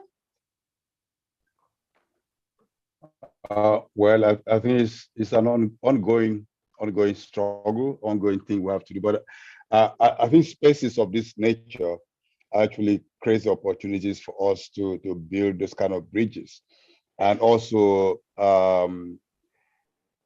we talk about climate change now. The COPs, the Conference of Parties, not the COP itself. Outside, you have to make the COP to become the side event so that the actual event is a coming together of peoples, of the solidarity, building of solidarities, and just forging, bringing the real solution. So it's something we have to do at every opportunity. I don't think we have one singular direction or one entry point for that.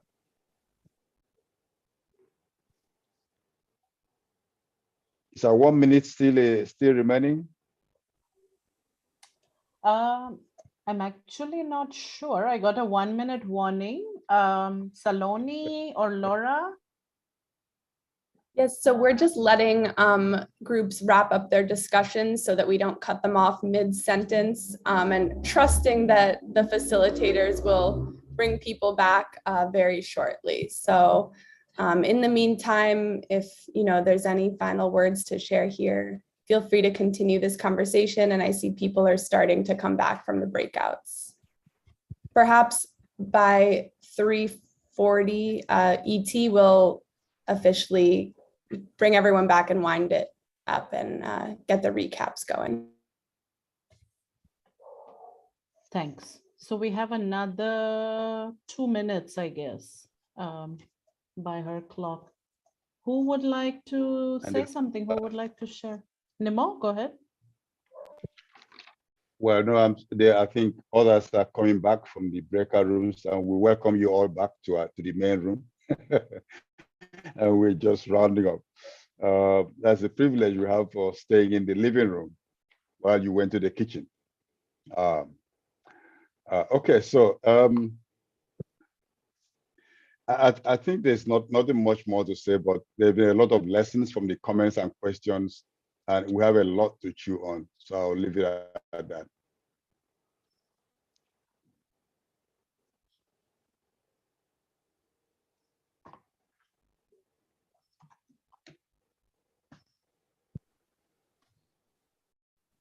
Okay, we hand back our breakout room to the moderators of the main Okay, room. very good. I was expecting Laura to jump in, but I don't know if she's back yet. So I can help to kind of They told us in chat to go back to the main room. yes, that's right. Yeah, I think not everyone has joined us yet, but a lot of people are coming back right now. So with the 20 minutes we have left in our allotted time, we are going to, each of the groups is going to share with everyone a few of the key points of what they talked about in their group. And we want this to be just like a 1 minute or 2 minutes max, so that we can also have some closing thoughts and we can end on time, which is important to, respect everybody's busy schedules. Would folks from the main room like to give a summary? I heard you were doing a little bit of that, but now that everyone has rejoined us, maybe you can do that a little more official-like.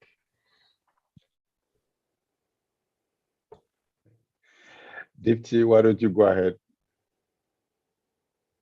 Actually, I was going to ask Saloni, who was helping us take notes, if you can share some of the main points. Okay. Oh, that's great. Yes, I think that's better. Yeah. Okay. Yeah. Hello, everyone. Welcome back.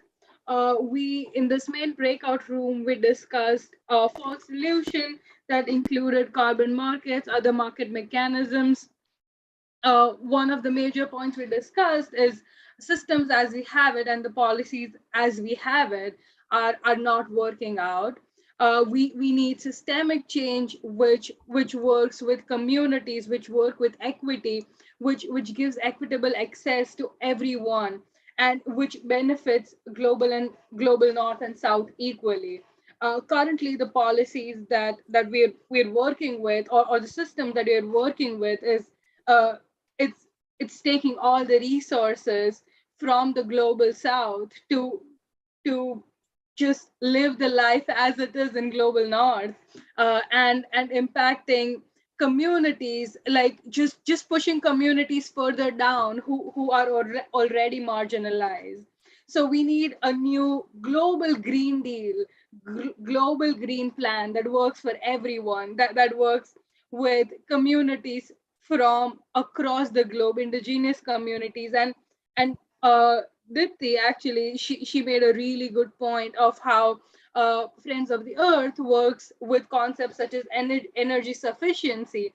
And we could do something similar with food sufficiency, resource sufficiency, and everything, all other systems with it. We also had a really great questions from the participants, and one of the questions that stuck with me was how do we mobilize? And this okay, yeah, I'm sorry, am I going over the time? I'm going to share the notes. I don't know if it's shared with the participant. Laura, correct me if I'm wrong there. We will share the main recap after the event. So if there's anything key you want to put in the chat, Saloni, Deepti, Nemo, but we'll do a more thorough share of all the rooms with the brief takeaways later. So I'm gonna send it over. Thank you, Saloni, to someone from room number 1 with Leo and Tom. And a reminder to keep these short, 1 to 2 minutes so we have time to hear from all.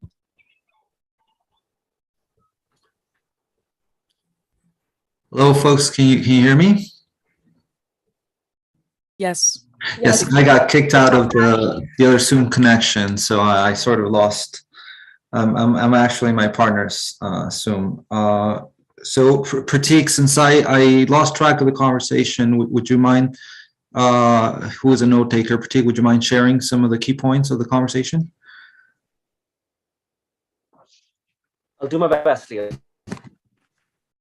We had a very engaged conversation that thankfully included a lot of input from folks involved in various Indigenous-led environmental justice struggles in different parts of so-called North America, with many of them sharing valuable resources that we'll be sure to include in our follow-up email.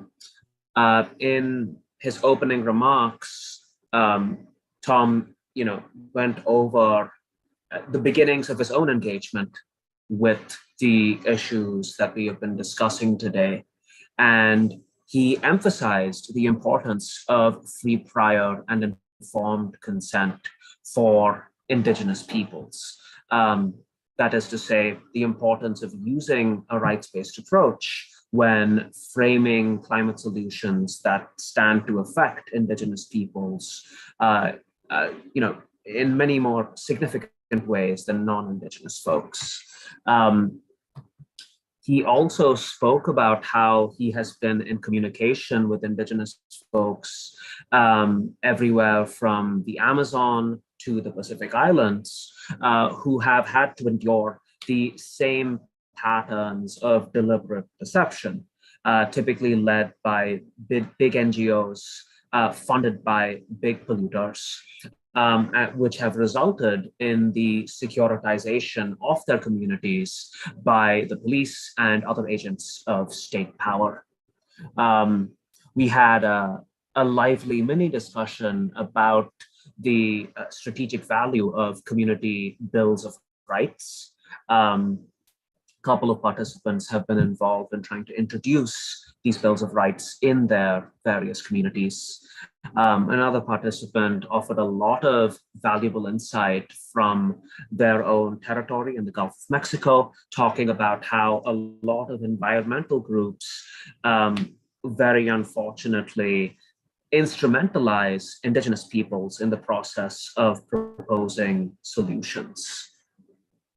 Am I missing anything, Leo, from the document that you can see and from what you remember of our discussion? Anything you'd like to add? Sure. No. We had voices from Indigenous communities. Jason from the Inuit community up north, Virginia from Choctaw community down in Gulf. Folks also jumping in to inquire about respectful and honorable ways settlers can engage with Indigenous struggles out in the Pacific Northwest. We had, a very substantial conversation about knowledge exchange and strategies and mutual support going forward, and definitely a commitment to stay connected beyond this webinar, maintain relations, networks, and support each other, and also a call to continue this Hoodwinked webinar series and other collaborations that provide a space for people to voice these kinds of perspectives on climate injustice that are not voiced elsewhere. I'll pass it on to the next group. Thanks, Laura.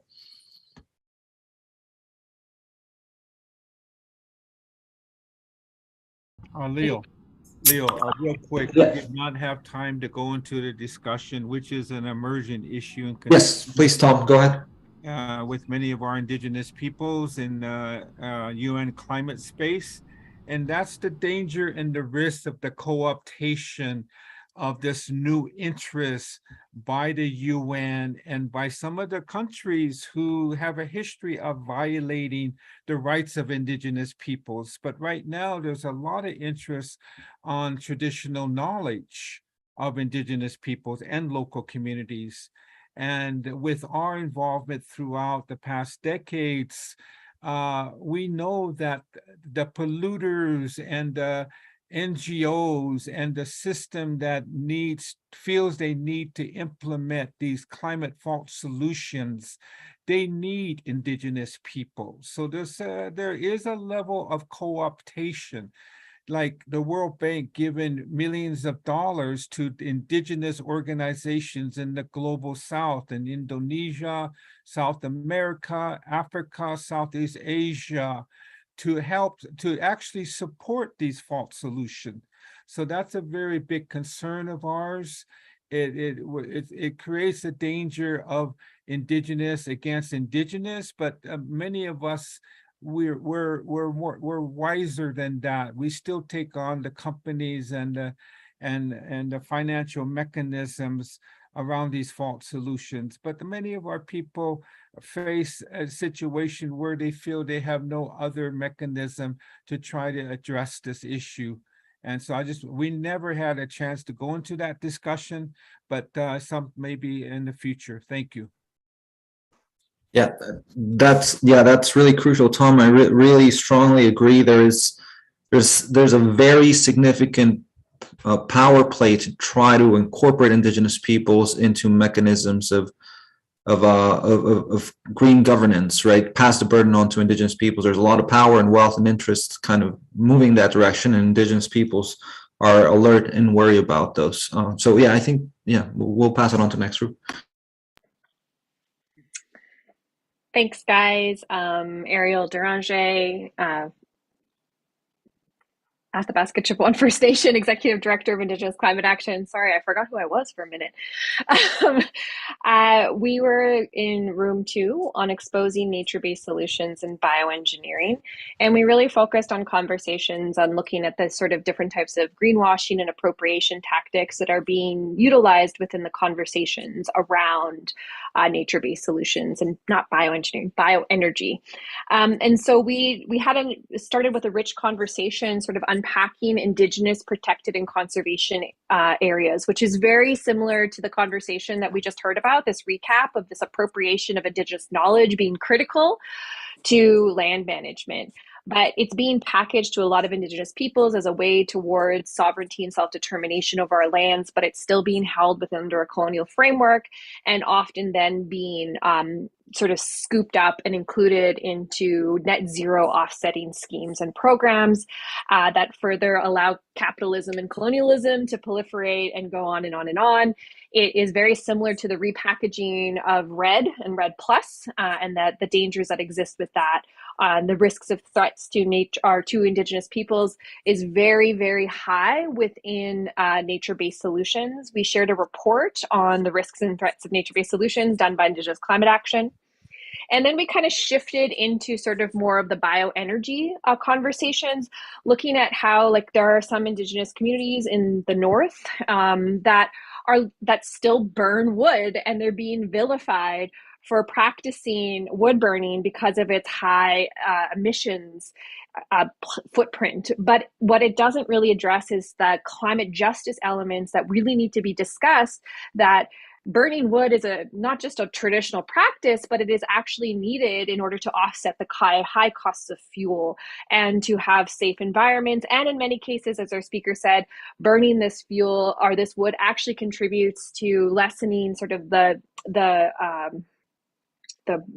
fall in the forest, like the old undergrowth of the forest. And when we're removing it and burning it, it actually keeps our forest safer.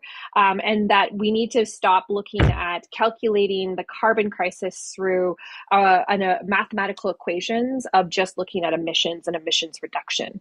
This got into a bigger conversation around waste management and composting in rural versus urban, and how there's benefits in sort of rural areas, but how, like, when we do it on a large scale and industrial scale, that it can cause serious problems, which opened up the conversation more into the fact that we need to be talking about decentralizing and democratizing energy and solutions aspects.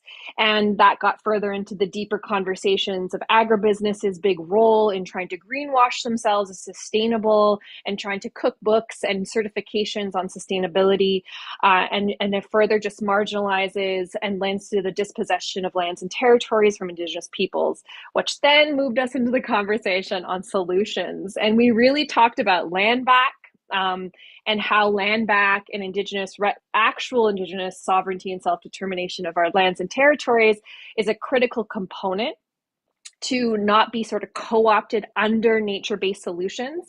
And we shared the report Indigenous Resistance Against Carbon, done by Oil Change International, IEN, and co-released with Indigenous Climate Action. And how that report outlines that Indigenous land defense has equated to over 6 billion tons of carbon being left in the ground in North America alone. And that we really also, when we talk about land back, we talk about land-based people having ownership of their land, this results in non-industrial agriculture, as we've seen in the Via Campesina movements. And this is lending to new movements around the rights of nature, particularly in Chile, where we're seeing that. But even within the rights of nature, we need to ensure that it is being developed in alignment with human rights and the rights of Indigenous peoples, so as not to circumvent having the rights of nature over and above people. And more specifically, to ensure that we're upholding the relationships between Indigenous and land-based people and the rights of nature. All of this to say is we need decentralized, democratized energy solutions where Indigenous knowledge isn't co-opted and appropriated to greenwash solutions that are largely kept under the framework of carbon essentialism and carbon calculations. And that's what we talked about. I don't know if I missed anything. Taryn? Thank you, Ariel. Taryn, I don't know if you want to add anything really quick, but we need to go to the, Taryn, I'll let you say it if you have anything to add, but we need to do like 1 minute recaps for the rest of the breakouts, or just put it in the chat since our translator is with us just till 4 and we want to respect everyone's time, and especially her time. But we don't want to cut up any of your incredible recaps. Taryn, if you want to add anything, and then we'll go to Geoengineering group. Nope, I'm good. Go to Geoengineering. Thanks, Ariel. Okay, it was just a small and lively group, but we did focus mostly on carbon capture and storage, which is part of geoengineering, and the fact that in some communities, people still don't really know what this is, that there's a problem with business-oriented groups masquerading as environmental groups that are promoting this. Another thing to recognize is that along with nuclear power, carbon capture has been promoted by the current administration in several pieces of legislation, and that people don't have the information they need to push back about this. There's also some of the odder, flashier parts of geoengineering that such as the things around solar geoengineering, blocking out the sun, that they want to use in tandem with carbon capture. And mostly what we have noticed, almost always, that is on or very close to Indigenous land. However, every time people have pushed back, they have backtracked on it. So we're still in the balance. And we left it at that because there's still a lot of room for information sharing.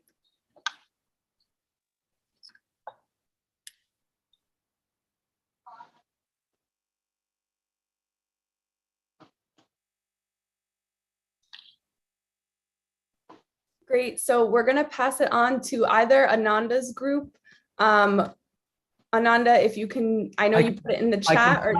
I'm going to put mine in the chat. So just go to the next. Okay, wonderful. So we're going to move on to navigating harmful green energy, renewables, renewable energy, green grabbing, megadams, and hydrogen. Vasav, please. Yes, actually, Akhil has the notes. So maybe, Akhil, if you want to just briefly recap what's in the notes. Yeah, sure. I can just like give two main lines, which kind of Yes, came out. please. So we had a couple of discussions on people who were impacted by like gold mine and large solar farms and hydro farms around, different neighborhoods in Virginia, New York, and around. But the kind of the larger topic which we kind of end up, repeating over and over was like switching from one mode of consumption to another doesn't solve the issue at large. And we should also be worried about the nonprofits who are, like kind of coming as an alternative and getting profited out of those solutions. So those were the two major things, which I want to reiterate the consumption part, because like it was not consumption from an individual level, but rather from a systemic level where like, the commercial use of various things and others. So, and yeah, energy justice is important, is something which, resonated over our conversations. And yeah, Basa, if you want to add something, I'm just gonna give this.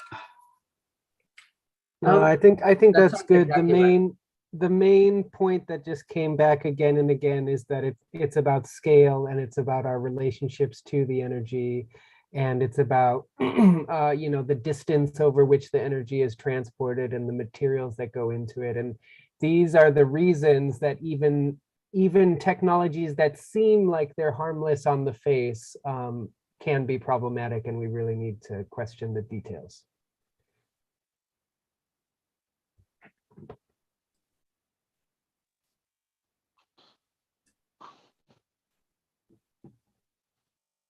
So if someone from nuclear wants to do a really quick recap, that would be great. And then our final quick recap is Jose's group, combating the petrochemical and plastics complex. So I can do a quick recap for the nuclear breakout room, which was confronting the expansion of nuclear power and nuclear waste.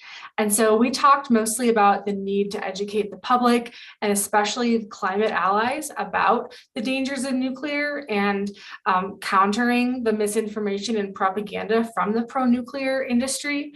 And we talked about doing that through working specifically with the press to ensure that pro-nuclear propaganda, misinformation does not impact and shape public opinion without being challenged in major newspapers and other major press. And then we also talked about focusing the conversation on environmental justice and on corruption to really speak from where the anti-nuclear. Oh, I have no idea. Which is it again? They tell me, they say they make a mistake with my password. Oh. Oh, sorry. Focusing again on environmental justice and corruption issues to speak from the strengths of the anti-nuclear activist space. You're on mute, Anna.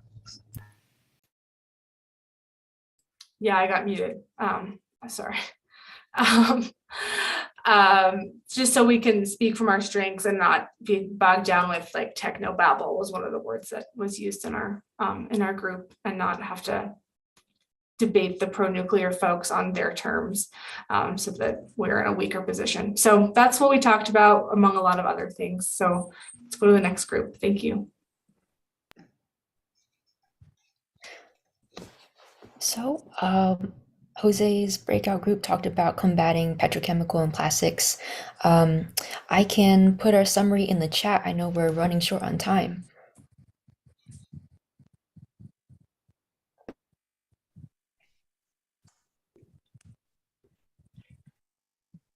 All right, so in that case, I'll pass it over to Leo and Tom to finish up the event.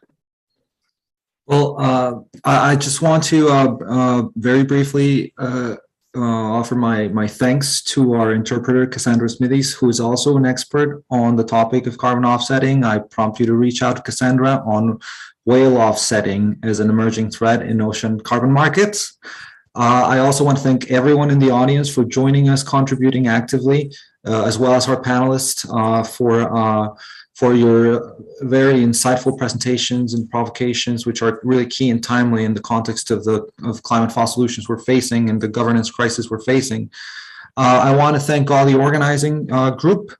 I prompt everybody to read Hoodwinked in the Hothouse. If you would like to help distribute copies of the booklet, please check out the Print Run Collaboration crowdfunding campaign, which Tyler Norman has placed on the chat at climatefallsolutions.org/printruncollaboration. So just to conclude my thoughts, stay tuned for following up communication events, resources, connections, as well as other events and material that will be distributed through the collaborative. To conclude, I'd like to ask Tom if you want to offer any concluding reflections for this webinar. Well, again, I'd like to thank everyone. Thank you, Leo, for calling out the different folks that made this possible. It reaffirms the need to continue to find communication mechanisms to continue to educate ourselves and civil society, especially those communities that we network with, who I don't like to use the word vulnerable, because a lot of our communities that are defined as vulnerable are very strong, resilient communities where we are utilizing our traditional knowledge to really make it through these tough times, including the pandemic. But we need to find a way to get this information to our remote communities, whether it's in the Arctic Circle area, whether it's in the islands, whether it's in those areas of South America, Africa, even our Maori brothers in New Zealand. They are very interested in this, in Southeast Asia, Indonesia. So the Hoodwinked is a way that we envision a way to get this publication, but also to have it available for downloading. We are in the process of developing an audio package so that people can obtain it that way. One of our water protectors here in Minnesota that's been on the front line, not only here on line 3, Enbridge line 3, but also was there with us in the Dakota Access Pipeline and the Standing Rock Lakota territories in North Dakota. But he made a suggestion. He said, put that into audio, that way we can listen to it. So that's what we've been doing. So communication is very important. I thank New School for your support, your interest to also educate the folks in the university there, in the school, on these important issues. And we are challenging the system. That's what we are doing.